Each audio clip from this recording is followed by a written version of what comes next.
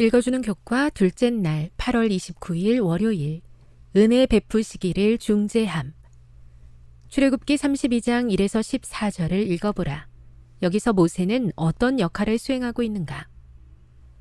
백성이 금송아지를 숭배하기 시작하자 하나님께서는 진노하사 그들을 진멸하시고 모세로 큰 나라를 만드시겠다고 선언하셨다.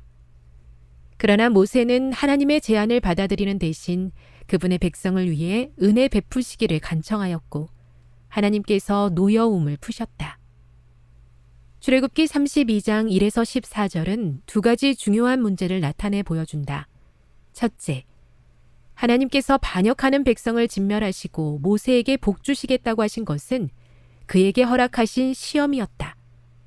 하나님께서는 모세가 이 불순종하는 백성을 얼마나 긍휼히 여기는지를 보기 원하셨다. 모세는 그 시험을 통과했다. 예수님과 같이 그도 하나님께서 죄인들에게 자비 베풀어 주시기를 간구하였다. 여기에 우리가 배워야 할 매우 중요한 교훈이 있다. 때때로 하나님께서는 우리가 반대에 직면하고 시련을 당하도록 허락하심으로써 우리가 불순종하는 자들에게 얼마나 깊은 동정심을 나타내는지를 그분과 우리 자신과 온 우주로 하여금 볼 수 있게 하신다. 모세는 이스라엘을 진멸하지 말도록 여호와께 요청하면서 어떤 이유를 제시했는가? 둘째, 이 구절은 반대와 불순종이 은혜를 드러내라는 부르심임을 보여준다. 은혜는 그것을 받을 만한 자격이 없는 사람들에게 필요한 것이다. 하지만 상대가 가장 받을 만한 자격이 없다고 느껴질 때야말로 가장 은혜를 베풀고 싶지 않은 때이기도 하다. 모세는 그의 누이 미리암이 그를 비방하여 문둥병에 걸렸을 때 그녀를 고쳐주시기를 여호와께 간청했다. 하나님께서 고라와 그의 추종자들에게 진노하시며 그들 모두를 진멸하리라고 하셨을 때 모세는 엎드려 그들의 생명을 위해 간구하였다. 다음 날 이스라엘 백성들이 반역자들의 죽음에 대해 모세에게 불평하므로 하나님께서 다시 그들을 모두 진멸하시겠다고 선언하시자 그는 엎드린 채 아론에게 속히 그들을 위해 속죄하라고 하였다.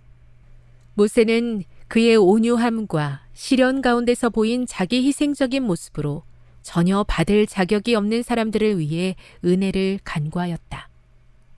교훈입니다. 우리가 반대와 시련에 부딪힐 때는 하나님의 은혜를 나타낼 수 있는 절호의 기회임을 기억하고 모세처럼 온유함으로 하나님의 은혜를 간구해야 한다. 묵상. 민수기 12장 3절을 읽어보십시오. 모세의 삶을 통해 우리가 배워야 할 중요한 교훈 중 하나는 무엇입니까? 적용. 그대 주변에서 가장 은혜를 받을 자격이 없는 사람들을 떠올려 보십시오.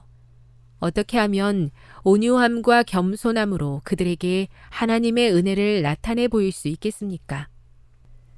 영감의 교훈입니다. 하나님과 교제함의 축복. 모세의 얼굴에서 반사된 영광은 그리스도의 중보를 통하여 하나님의 계명을 지키는 백성이 받을 축복을 예시한다. 그것은 우리가 하나님과 가까이 교제하면 할수록 그리고 그분의 요구를 더 분명히 알면 알수록 우리는 하나님의 형상을 더 완전하게 담게 되고 더 쉽게 그분의 품성에 참여하는 자가 될 수 있다고 증거한다. 부조화 선지자 330. 저를 힘들게 하는 사람들을 자비의 마음으로 바라보며 하나님의 은혜를 구하는 것이 결코 쉽지 않습니다. 그래서 저의 마음을 변화시켜 주실 하나님의 능력이 필요합니다. 성령 하나님의 역사하심이 오늘도 저와 함께 하여 주시옵소서.